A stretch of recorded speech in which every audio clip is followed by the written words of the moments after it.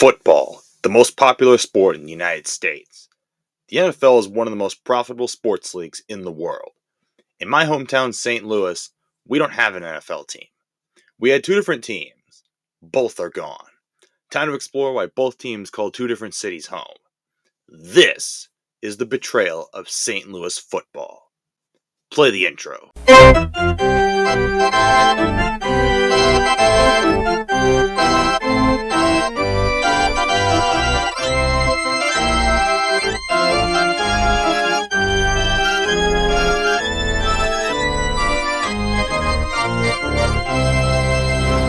St. Louis, the gateway to the West, the home of no NFL team.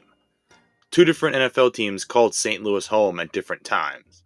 So why doesn't St. Louis have a team? The first NFL team in St. Louis didn't start in St. Louis. They started in Chicago. The team was born as the Morgan Athletic Club in 1898. 2 years later, they moved to Racine and renamed themselves the Normals. The team bought maroon-colored uniforms. However, original owner Chris O'Brien stated the colors were cardinal red, giving them a new name, the Racine Cardinals. Then in 1922, the team was renamed to the Chicago Cardinals. The Cardinals joined the National Football League in 1922. They had to share Chicago with the newly relocated Chicago Bears, who were originally called the Decatur Staleys. In 1944, the Cardinals had a unique situation. Due to players serving in World War II, they merged with the Pittsburgh Steelers. The Steelers had previously merged with the Eagles, creating Phil Pitt, or the Steagles. The Cardinals and Steelers merged into Card Pitt, but due to going winless, they were nicknamed the Carpets. Chicago only made the playoffs twice in 1947 and 48. The Cardinals won the NFL championship in 1947. They made it back in 1948, but were shut out by the Eagles in a snowstorm. The 50s were rough for the Cardinals. They only finished above 500 once. Besides that, the Bears were more popular and drew more fans. The Cardinals weren't keen on playing second fiddle to the Bears and were on the verge of bankruptcy. Owner Bill Bidwell wanted to move, but the relocation fee was too much. Bidwell offered the team to other investors, but nothing went through. The NFL wasn't keen on moving the Cardinals, but with the creation of the American Football League, they changed their mind. In 1960, in order to block the AFL from putting a team in the Gateway City, the Cardinals were moving to St. Louis. As they arrived in St. Louis, there was something that needed to be addressed: the name. There already was a St. Louis Cardinals baseball team, so in order to keep the name while also avoiding confusion, the team would take on nicknames like the Football Cardinals, Big Red, and even the Gridbirds. There was another problem when the Football Cardinals arrived: the stadium. The Big Red played home games at Busch Stadium 1, or Sportsman's Park, the same place as the Baseball Cardinals. The NFL wanted a football-specific stadium in order to get a team. But with the sudden move, the NFL and the Cardinals had to deal with Busch Stadium / Sportsman's Park temporarily. Oh, I should also mention that the Baseball Cardinals own the stadium and get the first call on dates for games. The Football Cardinals were okay in their first few seasons. 1964 was a good year. They clinched a spot in the playoff bowl game and beat the Green Bay Packers to finish second in the Eastern Division. Despite this, a football-only stadium was stagnating. The Bidwells threatened to move to Atlanta.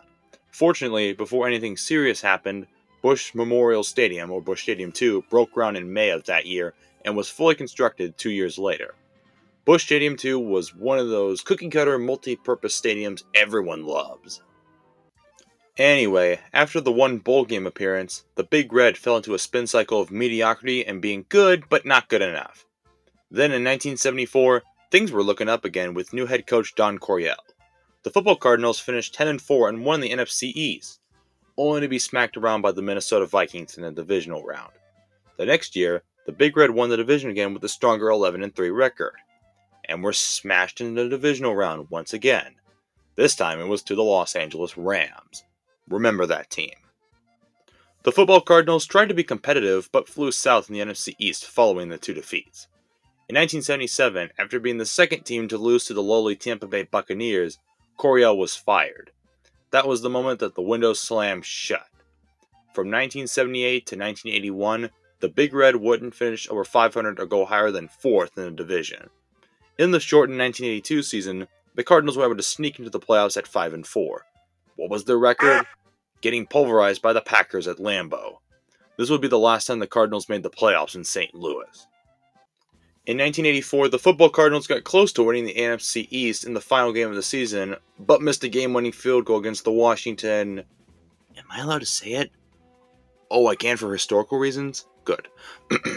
The Washington Redskins. Whatever hope the football Cardinals had was sapped from them.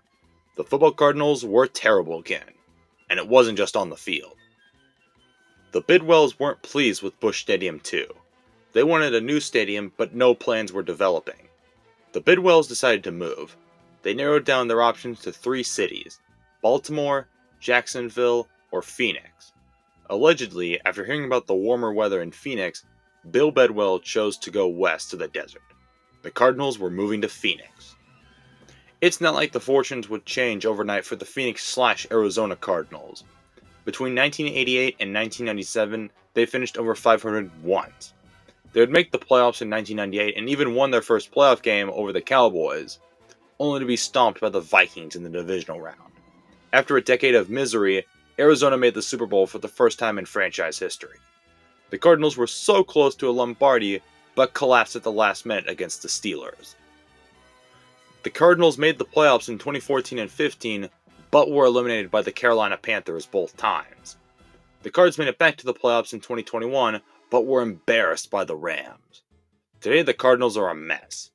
After a failed window, Arizona is a team without direction. It might be a while until the Cardinals are relevant again. This isn't the end of this tale. There's another team to go over. The other St. Louis team didn't start in St. Louis. Not Los Angeles either. They started in Cleveland. The Cleveland Rams were founded in 1936. The name came from player-coach Damon Wetzel's favorite college team, the Fordham Rams. The Rams were also innovative, being the first team to put decals in their helmets. The Rams did next to nothing during their time in Cleveland, except in their last season when they won the NFL championship with a close 15-14 win over the Redskins. Despite winning a championship, new owner Dan Reeves was unhappy in Cleveland. In January of 1946, he tried to move the Rams to Los Angeles. The NFL denied this. Enraged, Reeves threatened to leave the NFL. A settlement was reached where the Rams were able to move to LA. The Browns were only 2 years old at the time, so Cleveland still had a team. The Rams were mediocre in their first few seasons in LA. Then they made the playoffs and even won the NFL championship in 1951. After falling short in the NFL championship in 1955, the Rams went from the only California team to one of 5. The Chargers of the American Football League started in LA for a year before moving to San Diego due to the Rams being more popular. The Dodgers moved from Brooklyn to LA, as I mentioned before, and relocated rivals. The Lakers moved from Minneapolis in 1960, and the Angels were an expansion team in 1961. Los Angeles wasn't as successful in the early to mid-60s, but were still able to bring fans to games. 1967 saw them turn it around thanks to their defensive line known as the Fearsome Foursome. The Rams made the playoffs but were smashed by the Packers. They returned 2 years later but were edged by the Vikings. In 1972, a big purchase happened. Following the death of Dan Reeves, Chicago businessman Robert Irsay bought the Rams, then traded them to Carroll Rosenbloom in exchange for the Baltimore Colts. To sum it up, Irsay bought the Rams, then traded them to Rosenbloom for the Colts. Starting in 1973, the Rams would make the playoffs for 7 straight years. The only problem is, they were eliminated in the first or second round every time they made it. Except in 1979. Despite having a mediocre 9-7 record, the Rams made the Super Bowl. In Super Bowl 14, the Rams had leads over the Steelers at the end of halftime and the third quarter, but fell apart in the fourth quarter. There's another important thing to mention. Before this 1979 season, owner Carroll Rosenbloom mysteriously drowned. His wife, Georgia Frontier, inherited the team as a result. A year later, the Rams moved to Angel Stadium in Anaheim. Why? Well, due to the NFL's blackout rule, teams needed to sell out games 72 hours before kickoff, or games would be blacked out from local television.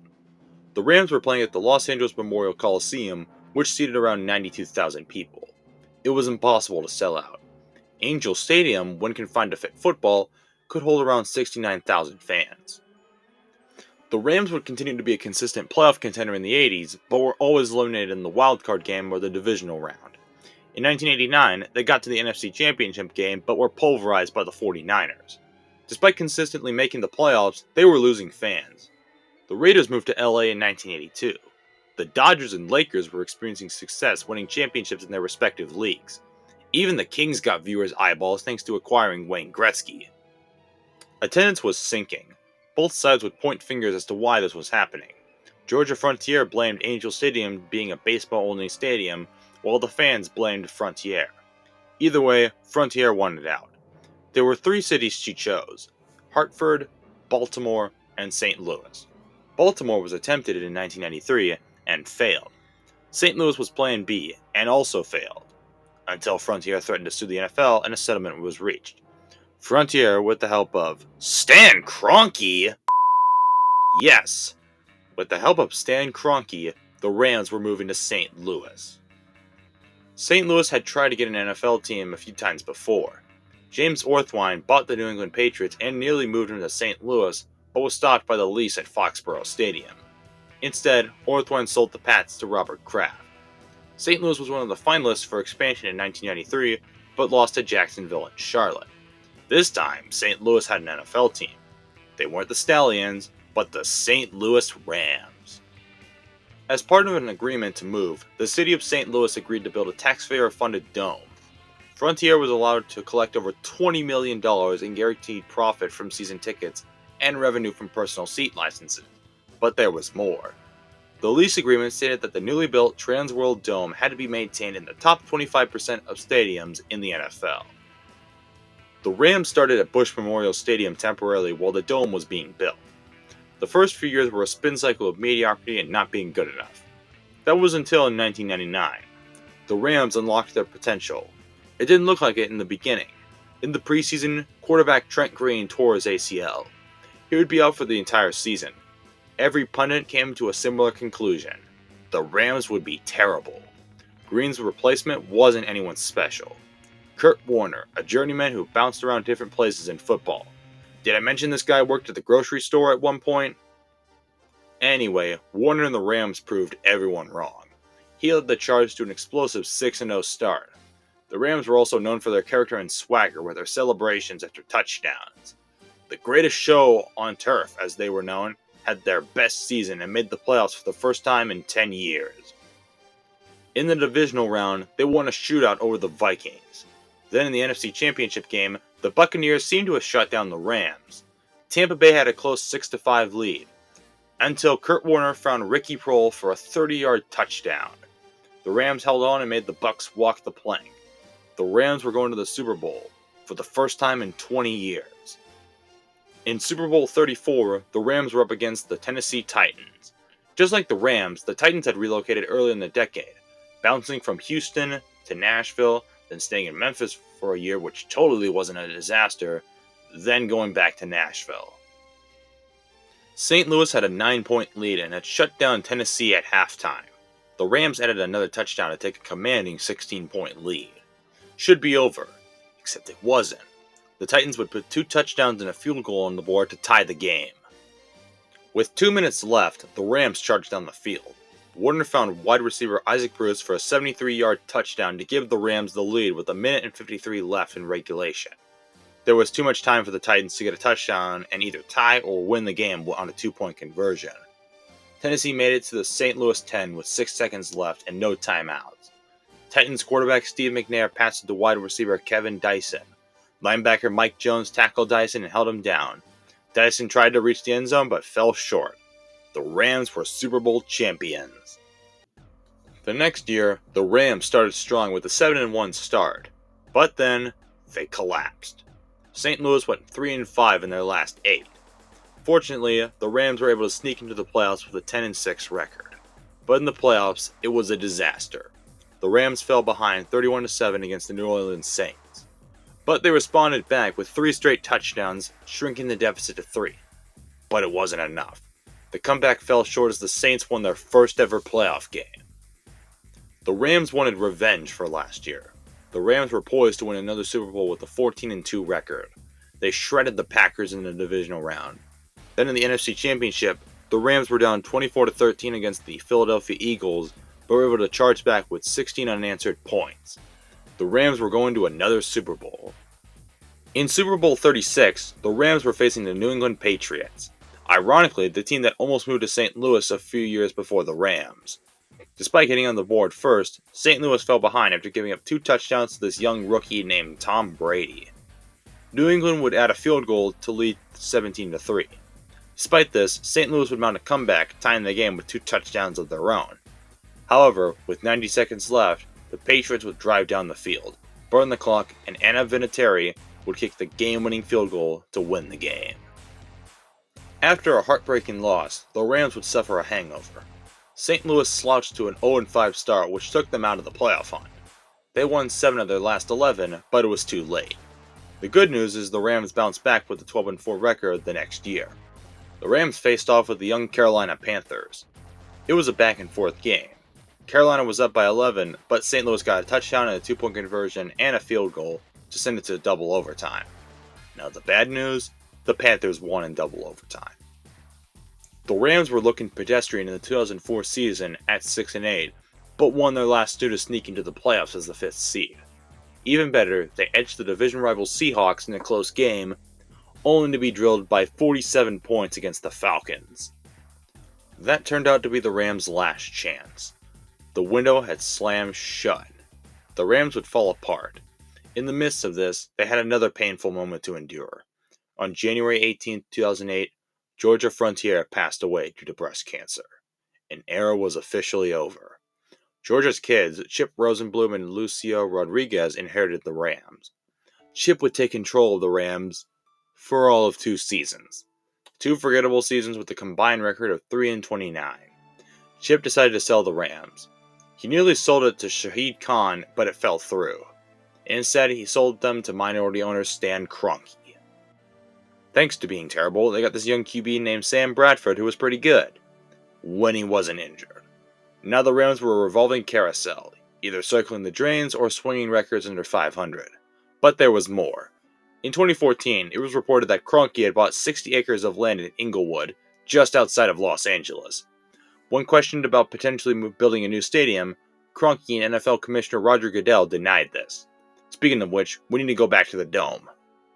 The Dome, now called the Edward Jones Dome by the way, was in need of upgrades. The lease stated that the city could upgrade whenever the Rams said they needed to. Originally they were supposed to upgrade in 2005, but Georgia Frontiere waived in favor of cash as a result of the non-upgrades. Edward Jones Dome was nowhere in the top 25% of stadiums in the NFL. The Rams needed a new stadium. The city of St. Louis wanted the Rams to stay. There were plans to build a stadium on the St. Louis riverfront, but the NFL wasn't satisfied with the plan. In January of 2015, it was reported that Kroenke was planning to build an NFL stadium on his property in Inglewood. After the 2015 season, the Rams filed for relocation to Los Angeles for the next season. After clashes with the Chargers and Raiders over who gets to move to LA, the Rams ended up winning, with the Chargers joining them a year later after their stadium proposal in San Diego fell through. The Rams were moving back to Los Angeles.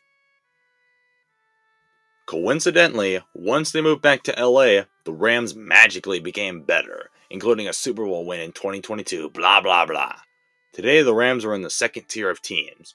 They have Puka Nacua, but their upside is first round exit. If you guessed by now, I hate the Rams. I want to see this team fail miserably at everything. The Rams may have left St. Louis, but that doesn't mean the city was done with them. St. Louis filed a lawsuit stating that the Rams broke the NFL's relocation guidelines. After some heated debates, including a potential expansion team to St. Louis, a settlement was reached. The city would receive $790 million. By the way, St. Louis hasn't said what they would do with the money. While St. Louis lost another NFL team, there was a glimmer of light. The XFL was reviving, and St. Louis was granted a team. At first, people were hesitant due to the name somewhat sounding familiar to the Blackhawks, but St. Louis embraced their Battlehawks. But then, the pandemic shut down the XFL. But then, after a 3-year hiatus, the XFL was resurrected and the Battlehawks were reborn. St. Louis became the top team in attendance. Now, with the XFL and USFL merging into the UFL, the St. Louis Battlehawks are poised to bring in huge crowds. But that leaves one question. Could St. Louis get another NFL team? There were rumors that the NFL would give an expansion team as part of a settlement, but it never happened. To me, I'm not sure. To me, St. Louis needs three things: a quality football stadium, an ownership group committed to St. Louis, and a team born and raised in St. Louis. No relocating an NFL team to St. Louis. Maybe in a few years we can look back at this and see how well it aged. Thanks for watching. If you enjoyed, like, subscribe, and ring the bell. I'll see you in the next video.